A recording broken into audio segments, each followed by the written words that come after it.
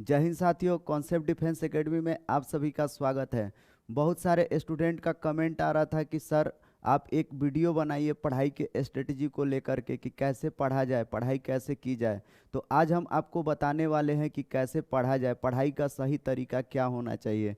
तो आपके लिए हम 6 स्टेप लेकर के आए हैं। आप इसी 6 स्टेप को फॉलो कीजिए, आपको सक्सेस 100% मिलेगा, इसकी गारंटी है। आप किसी भी एग्ज़ाम को क्रैक कर पाएंगे।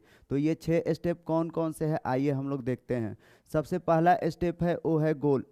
आप सबसे पहले अपना लक्ष्य डिसाइड कर लीजिए, अपना एम डिसाइड कर लीजिए, अपना गोल डिसाइड कर लीजिए कि आप किस एग्ज़ाम की तैयारी करना चाहते हैं। आप सिर्फ एक गोल को लेकर के चलिए। अगर रेलवे का करते हैं तो रेलवे कीजिए, एसएससी करते हैं तो एसएससी का प्रिपरेशन कीजिए, बैंकिंग करते हैं तो बैंकिंग का कीजिए, पीसीएस, यूपीएससी, जेई, नीट, आप किसी भी एग्ज़ाम का प्रिपरेशन करते हैं तो सिर्फ एक लक्ष्य बना करके रखिए। इससे क्या होगा, आपका एनर्जी सिर्फ एक जगह रहेगा।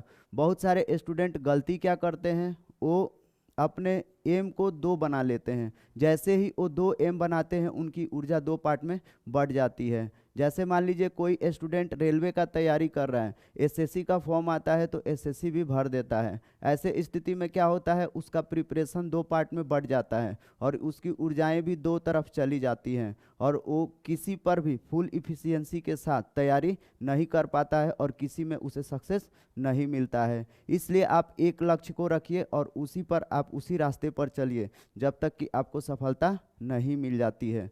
दूसरा स्टेप जो है आपके लिए वो है सिलेबस।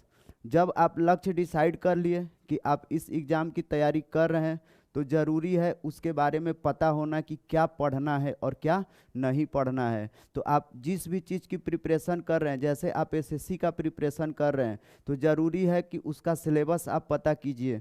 लास्ट 10 ईयर का उठा करके सारा प्रीवियस ईयर का क्वेश्चन देखिए, उसको एनालिसिस कीजिए कि क्वेश्चन का पैटर्न क्या है, क्वेश्चन का ट्रेंड कैसे चेंज हो रहा है। जब सिलेबस आप देखेंगे तब आपको क्लियर होगा कि आपको प्रिपरेशन कैसे करना है। बहुत स्टूडेंट पढ़ते हैं, उन्हें सिलेबस के बारे में ही जानकारी नहीं होता है।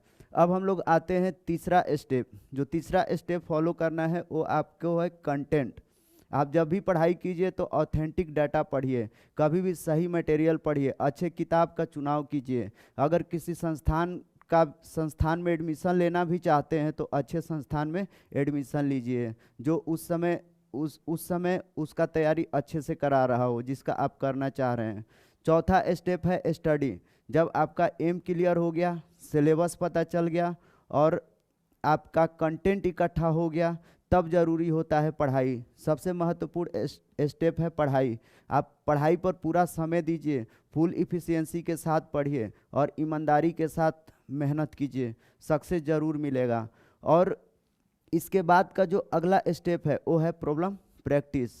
स्टूडेंट 100% तक एस्पेरेंट स्टडी तक रेस में रहते हैं, लेकिन इसके बाद से रेस से वो ख़त्म होने लगते हैं धीरे धीरे, क्योंकि लड़के प्रॉब्लम प्रैक्टिस से भागते हैं। जो इसमें महत्वपूर्ण स्टेप है वो प्रॉब्लम प्रैक्टिस भी है, क्योंकि आप जब प्रॉब्लम प्रैक्टिस करेंगे, क्वेश्चन बनाएंगे, आपसे नहीं बनेगा तो फिर उसको दूर करने के लिए स्टडी करेंगे। या आप कोई टॉपिक पढ़ रहे हैं, अच्छे से पढ़ें या नहीं पढ़ें, इसका अगर एनालिसिस करना हो, चेक करना हो तो आप तुरंत क्वेश्चन को बनाइए। अगर टॉपिक अच्छे से पढ़े हैं तो उससे रिलेटेड क्वेश्चन आपका सब बन जाएगा। अगर आप अच्छे से नहीं पढ़े हैं तो आपका क्वेश्चन नहीं बनेगा। जब क्वेश्चन नहीं बनेगा तब फिर आपको दोबारा पढ़ना पड़ेगा। इन दोनों का संबंध एक जैसा है। अब इसके बाद छठा स्टेप में आते हैं हम लोग रिवीजन का। आप रिवीजन पे ज़्यादा फोकस कीजिए। 95% तक लड़के होते हैं स्टडी तक, स्टडी के बाद 5% लड़के बच जाते हैं प्रॉब्लम प्रैक्टिस और रिवीजन में। और इस 5% में 1% अभ्यर्थी वो होते हैं जो रिवीजन करते हैं और उन्हीं का रिजल्ट बनता है। तो आप लोग रिवीजन पे ज़्यादा से ज़्यादा फोकस कीजिए। साथियों, ये 6 स्टेप को आप फॉलो कीजिए। नहीं समझ में आए तो एक बार और वीडियो देख लीजिए और लिंक को उठा करके शेयर कर दीजिएगा। वीडियो को लाइक, सब्सक्राइब और शेयर जरूर कीजिए। Thank you.